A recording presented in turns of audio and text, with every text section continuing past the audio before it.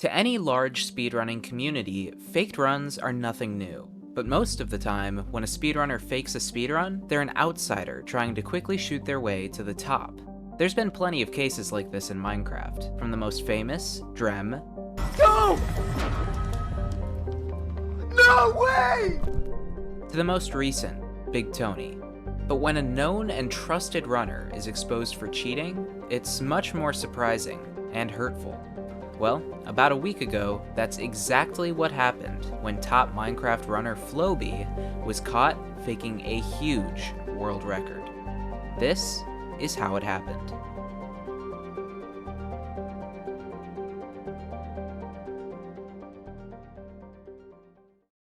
FlowBee had been establishing himself as a top runner for the past few months, repeatedly getting top-level times, including becoming only the second runner ever to get 2 sub-12 RSG speedruns. There's been varying levels of evidence and suspicion placed against these runs, but we're gonna get into that later.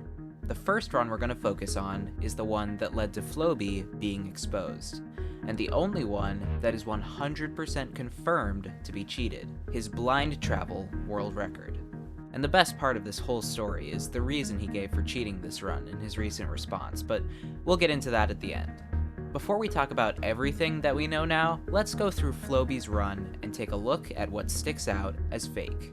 There are a ton of people who contributed to finding out that FlowBee's run was fake, but I quickly just wanted to thank Antidotes, a Minecraft speedrunning mod and video editor, for compiling this information, as well as EleventyBillion for making his own video on it. If after this video you want to learn more, especially about suspicion against FlowBee's other speedruns, which aren't confirmed to be fake, I'd recommend checking out that video. It'll be linked in the description. The first piece of evidence against FlowBee is the fact that he doesn't show the world creation screen in his video. He says that this is because he's using a reset mod that doesn't show the world creation screen. This is true about Duncan's reset mod, which is commonly used, but the problem is that Duncan's reset mod includes this button in the bottom left of the pause screen. When FlowBee pauses later in the run, the button isn't present, meaning he wasn't actually using the mod. This means that he lied about why he didn't show the world creation screen. That's obviously incredibly suspicious, given that if this were a set seed run, he would have to either hide the world creation screen or splice the run so that we didn't find out, and the former is much easier. FlowBee's not off to a great start, but there's plenty of signs throughout the run that individually could be brushed off, but together build a fairly strong wall of evidence against him. He spawns on an island and immediately spots a shipwreck and a ruined portal.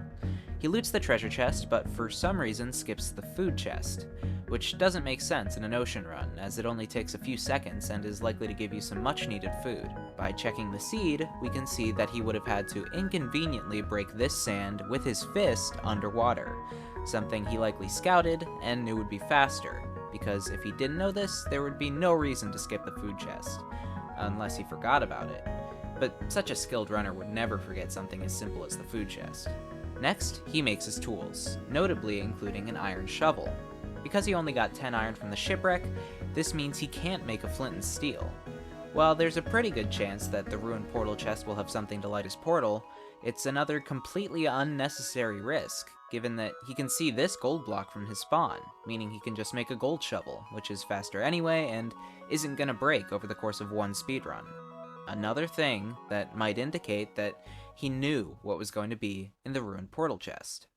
In addition to a flint and steel, another thing FlowBee finds in this ruined portal chest is a looting 2 sword, which is quickly becoming a staple of faked Minecraft speedruns. He heads to a magma ravine and enters the Nether at 2 minutes and 10 seconds. A bastion immediately loads in on his F3 screen, and he quickly finds the direction of it and heads straight to it.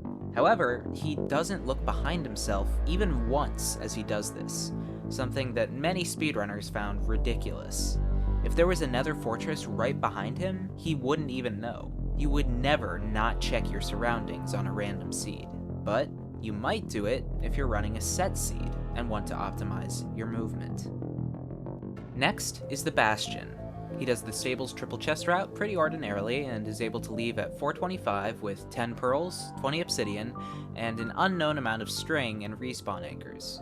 Notably, he doesn't check how many explosives, which are necessary to kill the dragon, he has right before he leaves, but we can tell from when he checks his inventory earlier, combined with the trades he gets after that he has, at most, 3 explosives, which is the bare minimum necessary, and is incredibly risky for a random seed run. Again, when leaving the bastion, he doesn't look around at all, just choosing a quadrant and purling to it. The more you pay attention to it, the more suspicious his movement in the Nether is. He's gathered far less information than he should have, and he's simply going in the right direction anyway. At 5 minutes, he arrives at the Nether fortress. What happens next is one of the most incriminating things in the entire run, and it's what personally convinced me beyond any doubt that he cheated, before we had concrete confirmation.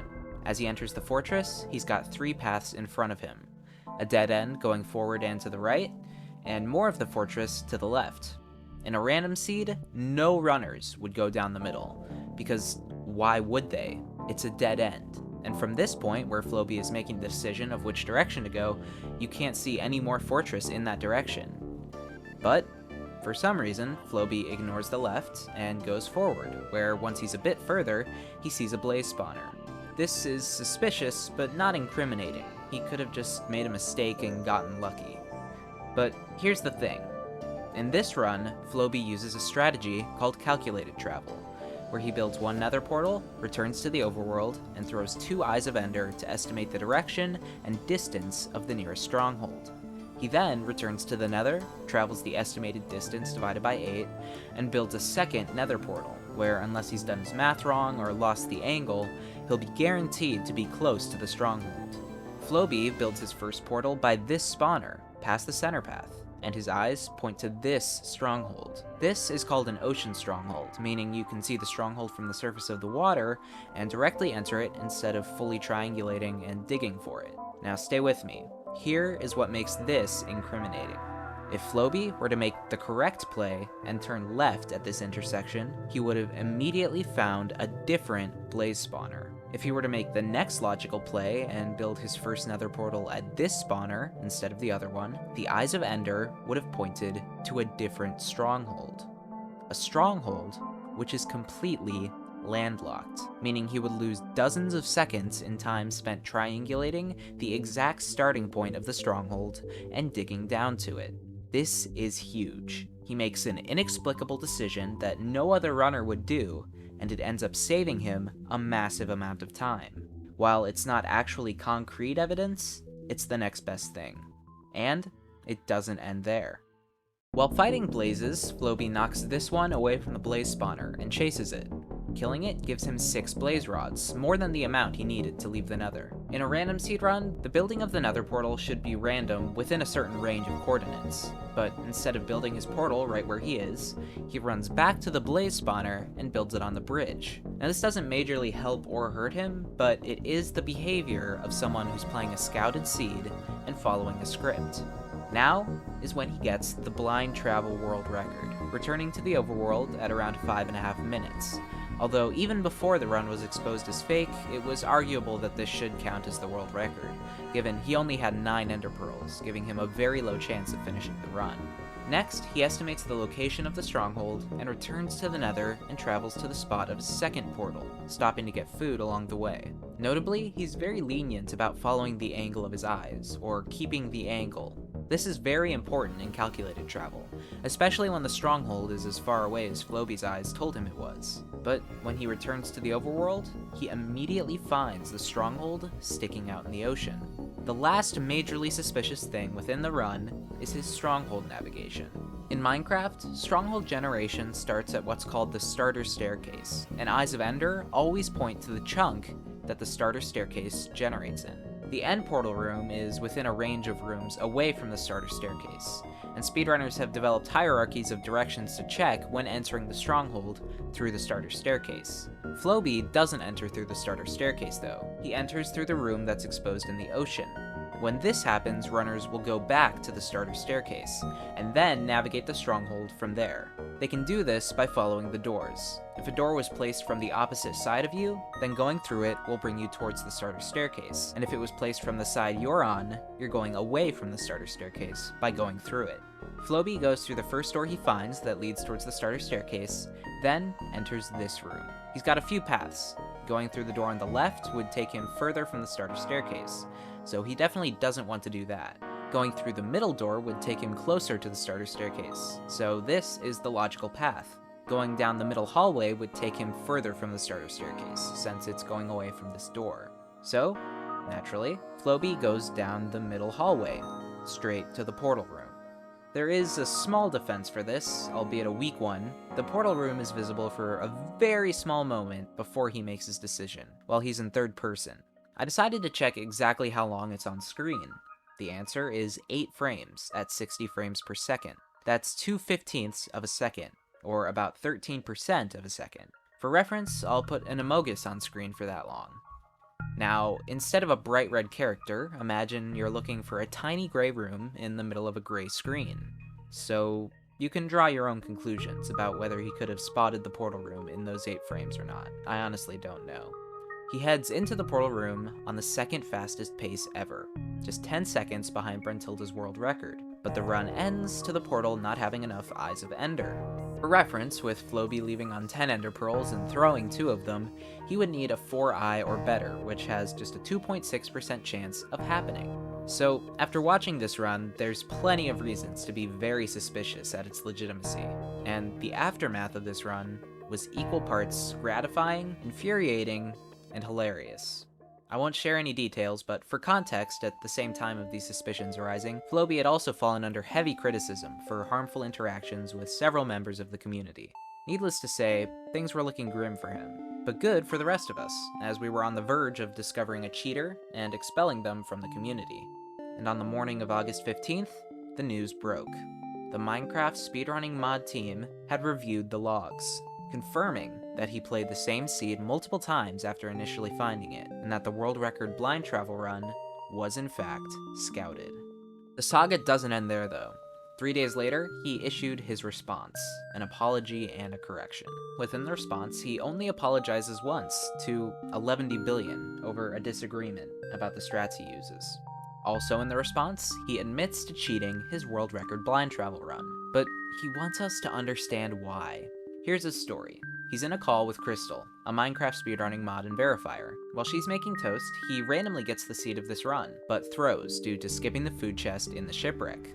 When she returns, he tells her about the seed, but is too embarrassed to admit he threw the run and died, instead saying that he didn't get enough Ender Pearl trades and couldn't finish the run because of that. He did this because he liked Crystal and didn't want to be embarrassed. You might have some sympathy for him at this point, even though lying about a Minecraft speedrun is incredibly petty. Crystal asks FlowBee if he's gonna upload the run because it had such an insane pace, and he says yes. The run he's just described to her doesn't exist, so now he has to fake it. So, in summary, FlowBee faked a major world record, betraying the trust of the entire community because he was down bad for a Minecraft leaderboard mod who has a girlfriend. If that isn't the funniest reason for cheating a speedrun you've ever heard, I would love to hear what tops it. So, FlowBee has admitted to cheating and has been all but thrown out of the community for more reasons than just his cheating. The case still isn't totally closed. He claims in his response that none of his other top runs were cheated, but many people believe they were. If you'd like to hear those arguments, again, go check out EleventyBillion's video in the description. But to wrap up the video, I think I need to repeat what I said in my last video. Don't fake Minecraft speedruns. Not for attention, not for a romantic interest, not for any reason.